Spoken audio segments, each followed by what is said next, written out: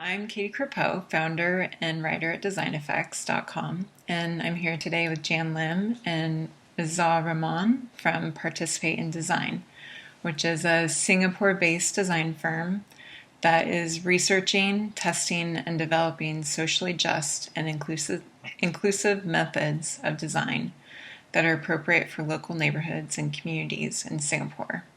So let's start with the beginning, when you guys first formed Participate in Design. I saw that you two first met at university while working on your Master's of Architecture. So tell us about how your thesis project led you to form PID. So Jen, I start. Yeah, sure. Okay, it was a bit confusing. Okay. Yeah. Well, we didn't really plan to start Participate in Design, so it kind of like came somehow. So like after we did collaborate with our thesis work, and upon graduation we still continued to work very closely with the community at MacPherson. And somehow we got involved in a couple more projects, and then we realized that okay, maybe it's time for us to kind of come together to form something. So that's how PID came about from I guess 1 or 2 years after we graduated. Mm-hmm. Yeah, I guess even as students, both of us were really interested in, doing something more for the community. We were always exploring options. So there was an opportunity to work with the MacPherson community, and we took it. And honestly, when we started out, we had no idea what we were doing, because we had not done anything. We had not like facilitated workshops, and we just went into it, just trying it for the first time, really. Mm-hmm. And we were, a lot of the work that we do is experimental because of that. Mm-hmm. But it was great fun. And after the whole experience was over, we realized that what we had with the community in MacPherson was something that we thought was quite precious, because it's really not easy. We don't stay there. So to go into like another place and to have to build up that relationship from scratch, we wanted to kind of like build on top of that and to continue working with them, and really try to push the boundary of participatory design in that sense. Mm-hmm. That's great. So I guess you guys have focused really on the MacPherson community. What about it has made you want to stay and invest your time and really just work with them over the years? I think since the beginning during our university days, we were really fortunate to have a very supportive, I guess, because they have this government agency there, which is very supportive of what we do. Mm-hmm. And somehow they are very open to our crazy ideas, and they're willing to kind of work together. So in that sense, I think we are very fortunate and very grateful for to continue working with them from one project to another. So that's why we are still doing a project with the MacPherson community till today the upcycle project. Yeah, and I think the longer we work there, the more people we know. We start to we know people. We make friends there. So it's also, I guess, it's also emotionally, it's some kind of emotional attachment, because we kind of felt that we grew while we were building our relationship with them, and it just almost like we even considered like moving there, right, Mizah? Because at one point we thought we were doing so much work, and because we actually stay in the west, but MacPherson is actually closer to the east, so every time we go there we have to take like this long ride back. Oh wow. And yeah.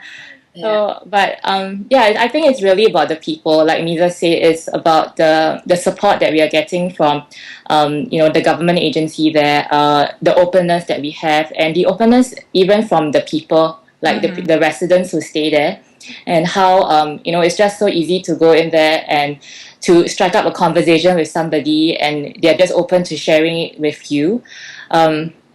So I guess that's why we're still there. Yeah. Yeah, and also because like when various of our, I guess, designer friends who wants to do community projects, So when they approached us, they were saying, okay, we want to do something in MacPherson because we know the estate quite well. Mm-hmm. So I guess that's how like one project after another was still based in MacPherson because we know it quite well, I guess, from any other person. Yeah. Yeah. And I saw that you have partnered with quite a few different organizations. How have you selected those partnerships? And have you had any challenges with establishing the partnerships that you've made?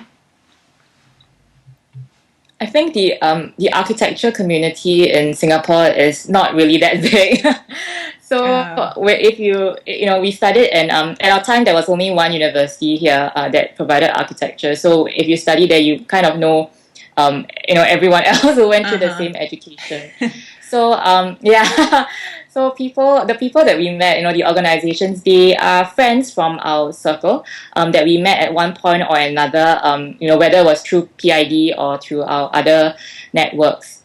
And I don't think we selected them in that sense. It was a really organic sort of collaboration. It's basically a group of friends usually who come together, and we feel that we have the same values and we want to kind of try out the similar things. So then we would come together and try to pool our resources to doing something. Great. Do you feel like the lack of architects or the architecture community hinders or helps all your efforts?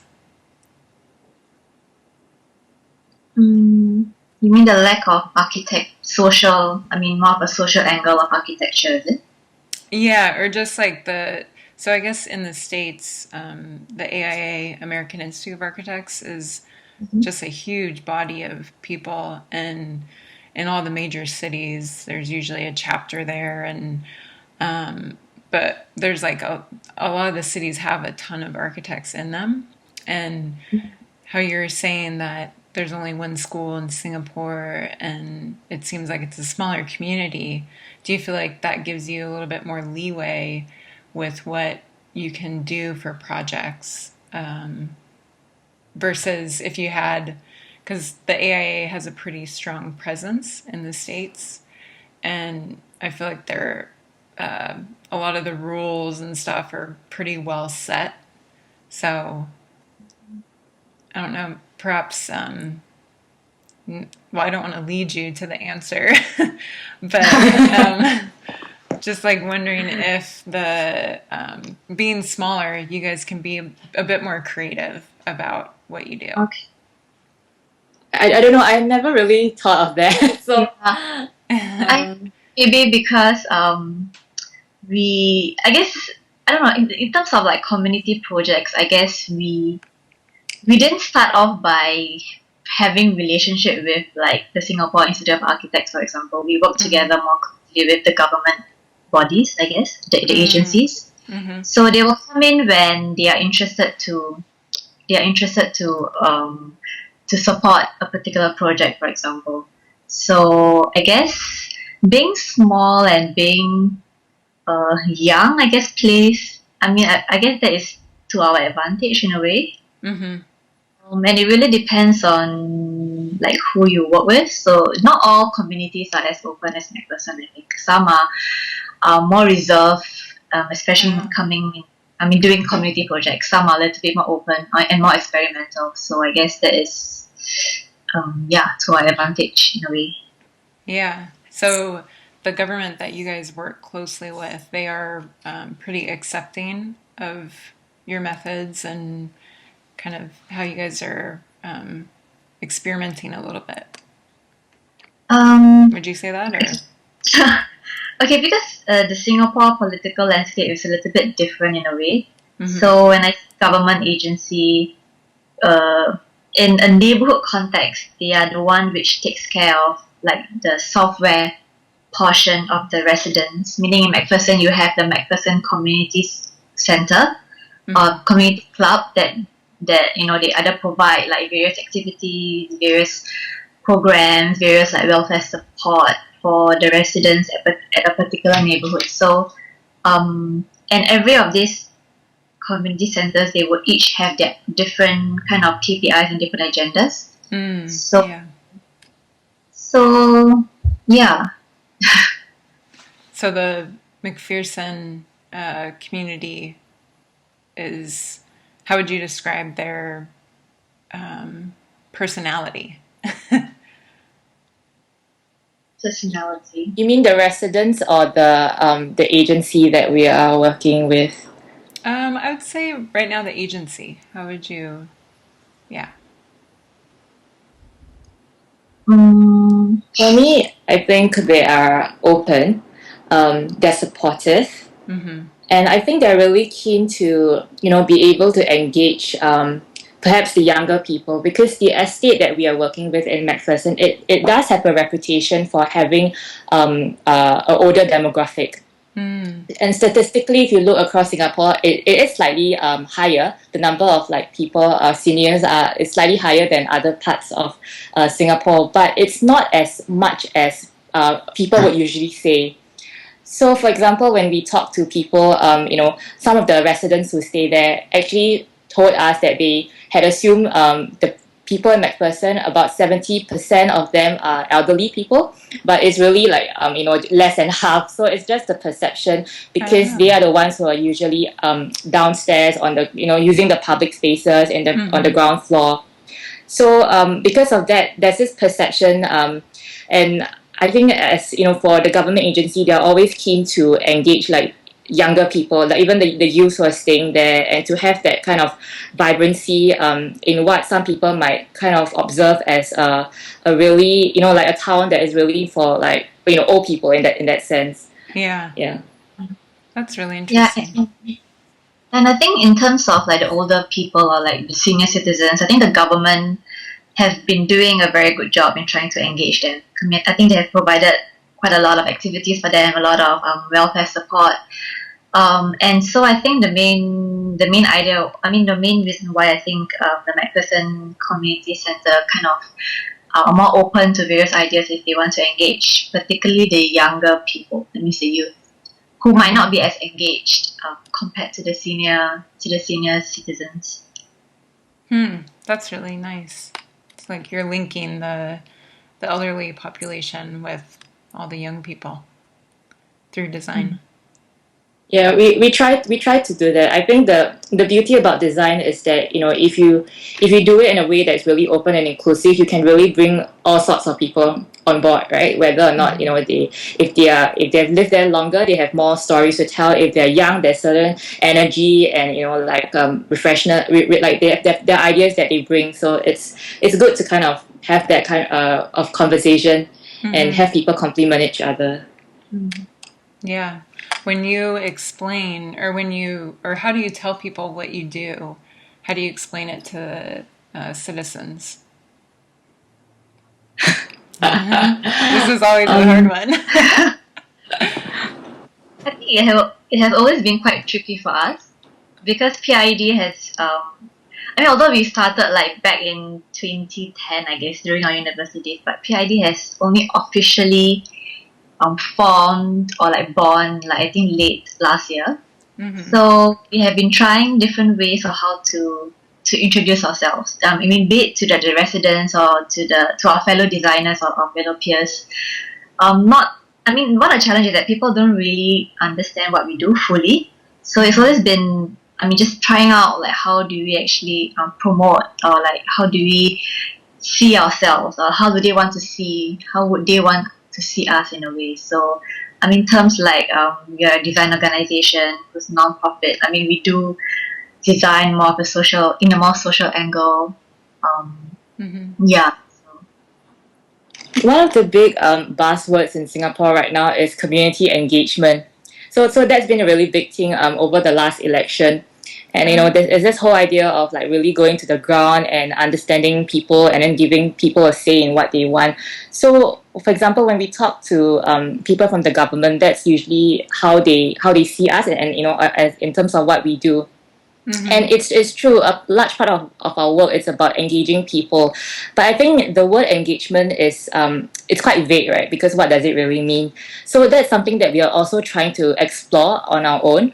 There are certain ways that community is being engaged by the government, but for us, we always want to see how much more can we go, really just not just asking people what do you want, but can we go down to their core needs, their core aspirations? Can we do it in a different way that gets them to, really feel like they're part of something and that they can be, they can make changes. So I think, it's quite political because you're really talking about empowerment if you get to the other spectrum, where the engagement becomes a form of empowerment and you're trying to address what you feel are what we feel are gaps in the system, and giving people who may not otherwise be part of a focus group or engage.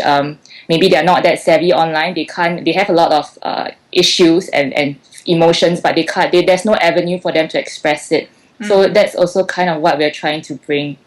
And just going back to your question, I guess in terms of residents, when we started out, we were in school, so we would introduce ourselves to them as students, and because of that, they were always like really nice to us, and they said, you know what, yeah, let's help you, we'll help you do your homework, because that was the idea. But as we go, as we've all grown, we've all graduated and everything. So we would just say that, we're people, we're designers, we're trained in design, architecture, and we just want to kind of hear your story. We're part of an organization, we've been doing work here, and we want to know your story, we want to know about you. That's great. Are you guys looking to expand your work into other neighborhoods? I think definitely yes. I mean, we have been approached by some other communities to actually do some community engagement in other neighborhoods. But I mean, currently right now we do not have the capacity to do so. But hopefully in the future, after we are done quite well in MacPherson in a way, or like treat MacPherson as a prototype of sorts. So if that is successful enough, we could then bring it to the different neighborhoods in Singapore. Yeah. Great. I hope you guys can. Yeah, so I think many projects around the world could benefit from this deep community engagement workshops that you guys do. But I've noticed, at least in the US, that a lot of governments don't have the money to do this. So how do you guys fund your services? Or are you doing them volunteer? Or, how do you guys operate? Currently right now we are volunteers. Okay. But most of our projects is funded by a government body. So in this case, we are working very closely for the Upcycle project. Specifically, we are working very closely with the MacPherson Community Centre, which is a government body that deals with all the programmatic aspect of the neighborhood.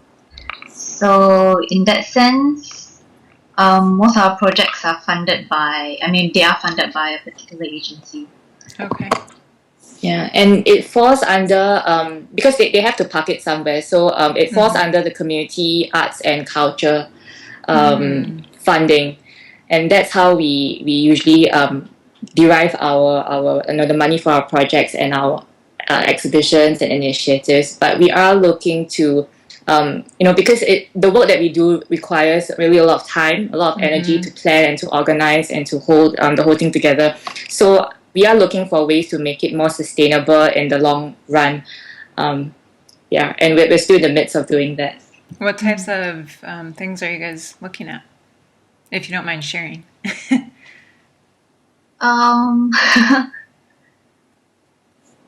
Currently right now we have the Upcycle project. So we are mostly focused on that right now. But other than that, I think you were mentioning about how the US really don't have money to fund such projects, right? But I think Singapore is a little bit different in the sense that, just from PID being around like less than a year, we have been kind of approached by various agencies, our government agencies, to actually do, they're just interested in what we do, and they have a lot of funding in a way. Singapore government has a lot of funding to fund such community projects. And we have agencies like NEA, which is the National Environment Agency. We have MVPC, the volunteer agency. And we have the National Library as well, and various others. Just coming to us to kind of asked us to do various projects. And I think the main challenge for us is that how do we then, who do we then work with? Yeah. Because we have so much opportunities in that sense, but we have not really sat down and think, okay, who should we best work with, or should we work with all of them with various projects, or should we only work with selected agencies, for example? So, so I think that is in terms of establishing partnerships with the government agencies. I think that is one of our main challenges, I guess. But it's a good challenge. So Yeah. Have you guys thought about expanding PID to include more people in it? Since you guys are doing projects. Yeah. Yeah. The two of us started this, but I think through the project that we're working on, the Upcycle project, we actually managed to meet a lot of interesting people who are really excited to be part of it. So our team for this project has actually expanded through this kind of relationships that we've been building. And we're always keen to work with other designers, other architects. We have students coming up and telling us they are also interested in the social aspect of the work. So we are really excited by this, because this is the ideal situation would be if you can build it up into a movement that everyone is just keen to be part of. And I think that for us would be the ultimate goal, where it becomes something that is natural to do as a designer, rather than something that still stands on the margins, or it's a little bit of an alternative practice. Yep. And it wasn't something that we expected as well when we started the Upcycle project. But somehow, it's very organic. Like, people just come to us or email us saying that they're interested to do, and then they just come for one session, and somehow they became very active friends and volunteers in a way. So I think it's really great. I think that's what PID is all about eventually. Yeah. Well, that's a perfect segue, because I want you guys to really get into the Upcycle project. There has been a lot of talk about how to incorporate storytelling with public interest design. And I think that your Upcycle project does just this by combining storytelling with the furniture repurposing and community engagement. So I'd love for you to tell us a bit more about the project, your process, and how it really reinforces your mission. Okay, this project is, when we started this, it was kind of follow-up from an art project that we did last year, where we also used storytelling. We worked with one of the design schools in Singapore. Also, this is the other school. Just now, I know I mentioned there was one. At our time there was one university, but there's another polytechnic that also teaches architecture. So we worked with the design school, and we got the students to go out there and to harvest stories from the people in MacPherson, and then translate these into art installations that were exhibited on site. So through this experience, we realized one of the people that we kind of failed to engage, or rather, didn't engage so successfully, were people from the lower income group. There were certain people that we met, we met, and we were really inspired by some of the stories. So we really wanted to see how we could engage them more effectively, and also just more directly, and really bring them into the kind of work that we're doing. So the idea is to collect items that people in MacPherson no longer want or need, or they just donate, and bring in designers to upcycle these items into new things that other people would find useful. So we started by talking to some of the people who stay in the two-room flats in Singapore. These are like rental flats and two-room flats and everything are usually they house the people from the lower income. So and we met, one of the first interviews that we did was with a guy who we actually encountered during the previous year's project. And when we talked to him in the beginning, quite truthfully, when we went there, we thought we were going to ask him, how can we help you, right? How can we help you? How can we make this project useful for you? But the moment we told him about the project and the whole idea behind it, which was, this was before we actually started collecting the furniture itself, we realized that, he got really excited, and he started trying to find out ways where he could help us. He offered furniture to us. and we realized that that's because he sees a personal connection in the project, because he himself, he used to have his own business repurposing furniture, particularly wooden furniture. So the moment he heard about it, he actually said, you know what, I'm going to help you do it. I'm going to help you collect furniture. And we realized how empowering this can be if you see yourself as somebody who can contribute to something, rather than someone who's just receiving things. And I think it's in this spirit that we really, want to bring to the project, to talk to people, and try to find out how they can come in, using things that they have or skills that they have, sharing their stories, and not just always, being on the receiving side and taking handouts from government agencies, but, whether it's giving an object, or if they are on the receiving end of this project, then they have to share a story with the person who's giving. So there's some form of exchange that's always going on. Mm-hmm. Yeah. And I think the beauty of the Upcycle project is that we are bringing in like the residents or community together with the design, the creative communities in a way. So we're bringing them all together to kind of participate in this movement or this particular project. And in a way, like what our main mission was to really that everyone, be it you're a lower income, you're a creative person, or you're not, to come together to kind of participate in whatever kind of processes or decision that affect their own environment. And the fact that this furniture is contained within their neighborhood, meaning, for example, if I were to throw away a chair, I might not know that someone down the road would need a particular chair. So it's really trying to use the existing resources that one already have to contribute back to the neighborhood or the community. Mm-hmm. So have people actually taken the furniture and put it in their homes, or is there like what's happening with the furniture? Okay, we have just completed the phase 1 of the project, whereby we have collected the various furnitures, be it from the rubbish dump, or some of them were donated by some of the residents. So we have also collected various stories, and we have exhibited them in one of the Upcycle Art Village. So this is the first phase of it. So meaning we are really celebrating the objects before it will be upcycled. And then after that, the phase 2, which is happening currently right now, we'll be inviting various designers. Could be designers, carpenters, or anyone who are very hands-on in building their own furnitures. So we'll be inviting them to kind of choose a particular object to upcycle, and we will connect them to the particular resident. Meaning they will then have to go down to meet the resident or their client to find out more about what do they need. I mean, for example, if we have a sofa and then this auntie was saying, she wants a storage space. So these are the things that a designer could upcycle or adapt that particular old furniture to suit the client's needs.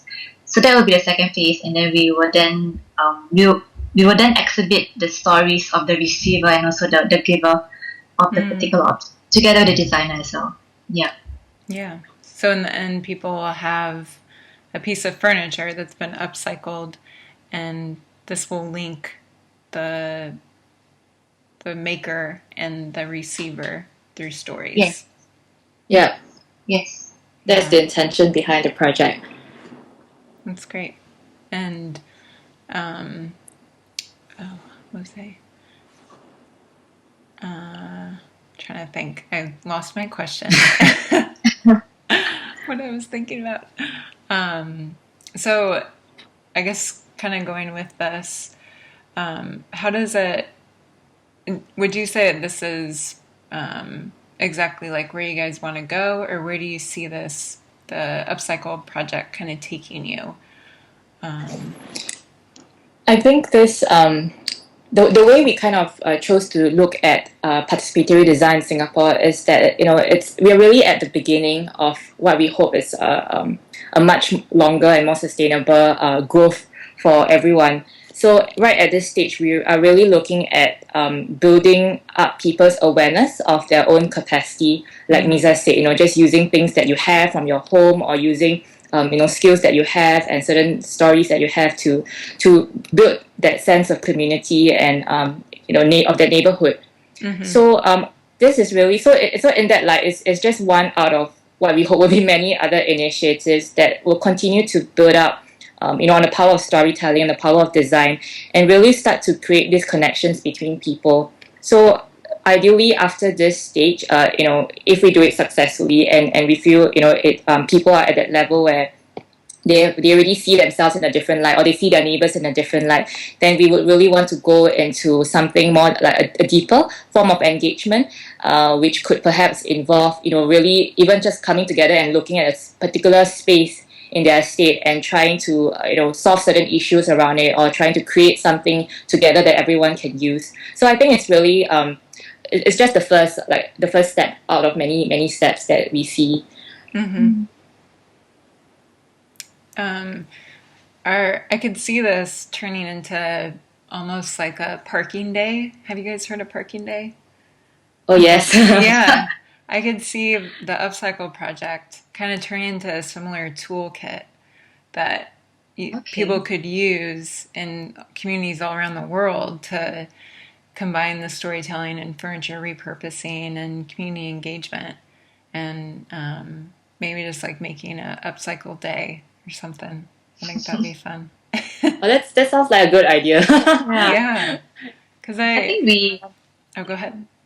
No, no, I think me and Jen, we have been talking about it as well, like how to form this particular toolkit. But I mean, it seems like since since you mentioned it, so I guess it makes sense for us to actually continue to develop this particular toolkit.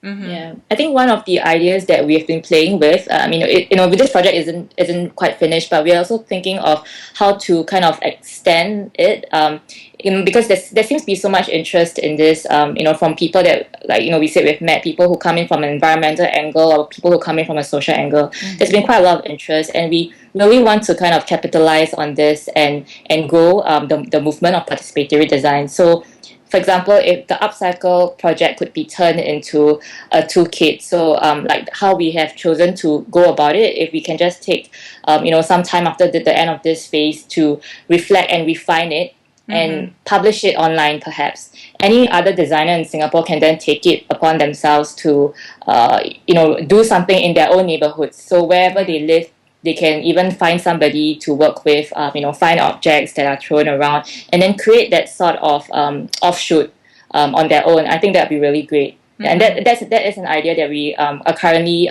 considering, and we may be doing it within the next year if everything goes well. That's great. Let me know when it's up. Yeah, so to go a little bit on a different direction, another thing that I've heard a lot about is tracking the impact of your work. And a lot of nonprofits use this to prove to their donors and for applying for grants. And I guess government agencies might also be looking at this just to kind of have or see proof of what you guys are doing. Have you guys looked into tracking any impact in any way of your projects? Not quantitatively. So we've not gone down to like numbers, surveys, things like that.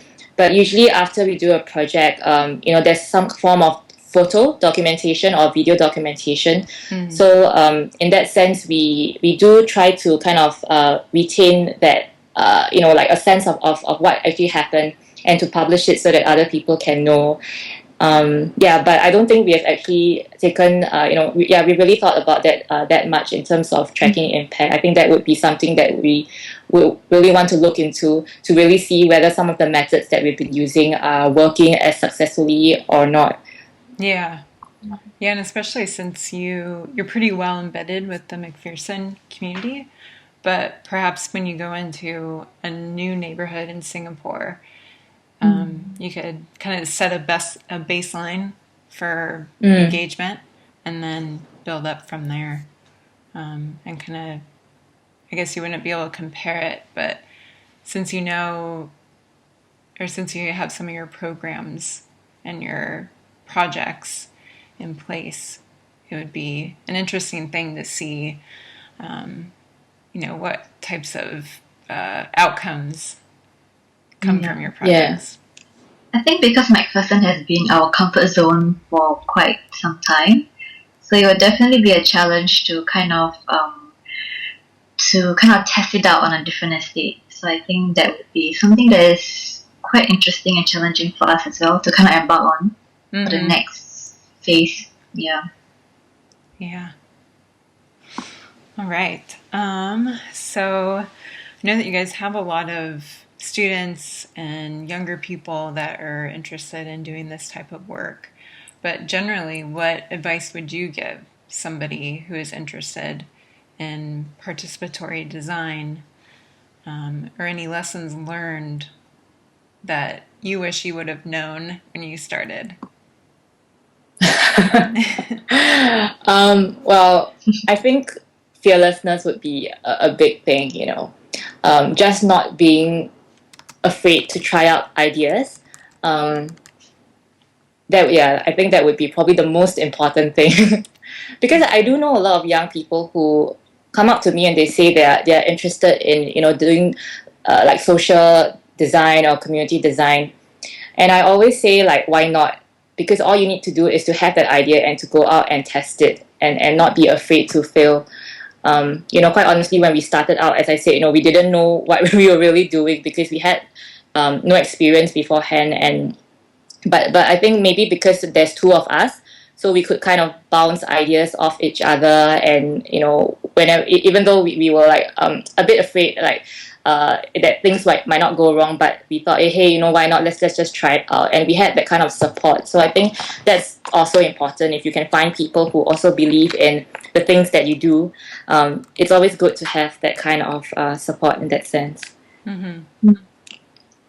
And I think for me, just to add on to what Jen said, first of all, you need to do your research. So do lots of research, and be connected to other like-minded people who are passionate about the same thing, because it's really quite challenging, or like, I guess, tiring to be doing things on your own. But if you have a network of people who share the same values as you, then you feel as though then we could do things together. We could have a bigger impact in that sense. And you could start small. You could just start small at your own community. Just by doing a small community project with your neighbors, for example, that could be one small step that one could do if they are interested to do community social design. Yeah. That's great. So my last question for each of you is, what are 3 tools that you always have on you? These can be tangible or intangible, from your favorite notebook to your best skill. Who wants to go first? Okay. For me, I will need my phone. I need my iPhone because I have everything in my iPhone. So, if I have pictures, I can just take a picture. If I need to show people some pictures, then I could only just use my phone to show it. So that is a very important tool that I would want to have with me all the time. And I guess the second one would be my notebook. Yeah, so something to write down whatever that you want to take note of, or like you want to draw something and whatnot. And I think the third one would be, if all fails, then you always need a smile on your face. So I guess you should just bring your best smile, because when you want to talk to people, you need to have, I need to be cheerful and joyful. So I guess that is an important tool that everyone should have. That's good. Yeah. Okay, and I guess for me, I think I'm not sure this really counts as a tool, but I think it's really just always being curious and having that that eye to look out at what people are doing, and wondering why they're doing things in a certain way, why things are happening a certain way, why people feel in a certain way. I think that's probably one really big thing. And also having that that kind of openness and empathy in terms in your heart, just to really, be able to imagine that you're that person, and to try to see things from that point of view. I think that's a really big thing about participation, is being able to do that. And then the last one would be a tangible thing for me. It will also be my notebook and pen, because I do take a lot of notes. I like to jot down little observations that I make, and then have that in my book. Yeah, great. All right. Well, thank you so much for taking out some time to share your experiences. I look forward to watching you guys progress. So, thank you so much for Yeah. the interview. Yeah. For the interest, yeah. Oh, yeah, of course.